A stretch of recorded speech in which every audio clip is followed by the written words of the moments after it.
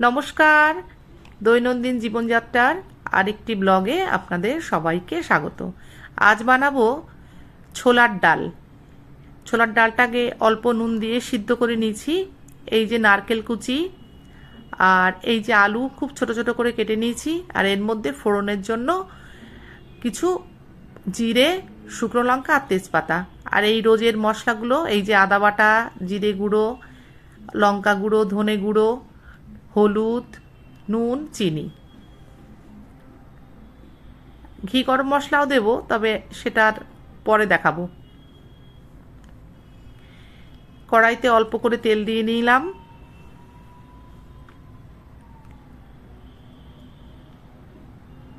গ্যাসের ফ্লেমটা একটু বাড়িয়ে দিয়েছি। এবার প্রথমে ভেজে নেব নারকেলটা।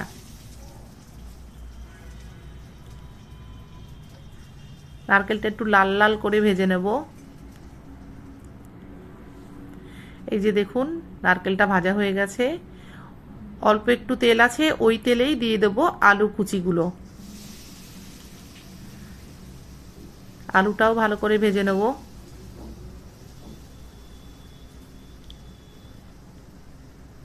খুব ছোট ছোট করে কাটা তো সিদ্ধ হয়ে যাবে। আলুগুলো তুলে নেব।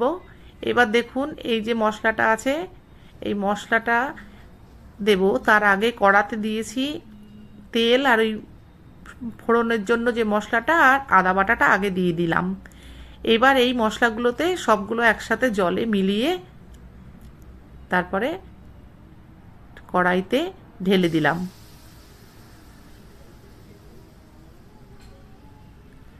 এবার এই মশলাটা বেশ কিছুক্ষণ কষবো।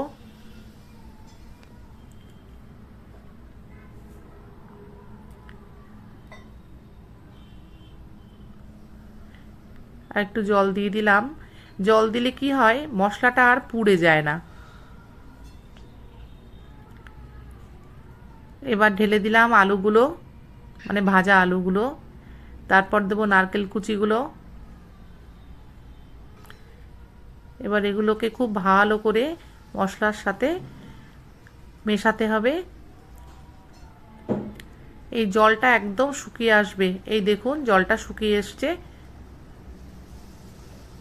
একটু নাড়াচাড়া করে নিলাম। এইবার এই সিদ্ধ ডালটা ঢেলে দিলাম।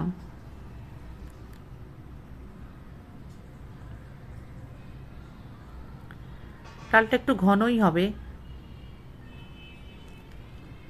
ভালো করে নাড়াচাড়া করে নিলাম।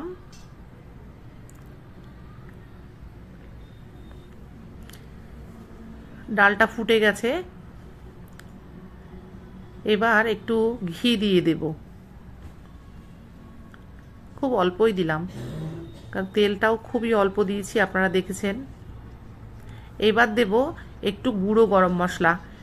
আমার বাড়িতে গুঁড়ো করা মশলাটা শেষ হয়ে গেছে, সেই জন্য সানরাইজের শাহি গুঁড়ো মশলাটাই দিলাম।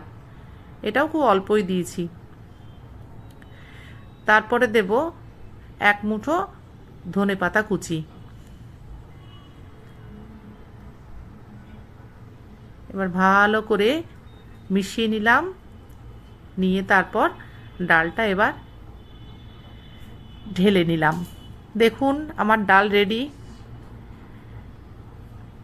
যদি ভিডিওটা সবার ভালো লেগে থাকে, একটা লাইক কমেন্ট করবেন। Thank you.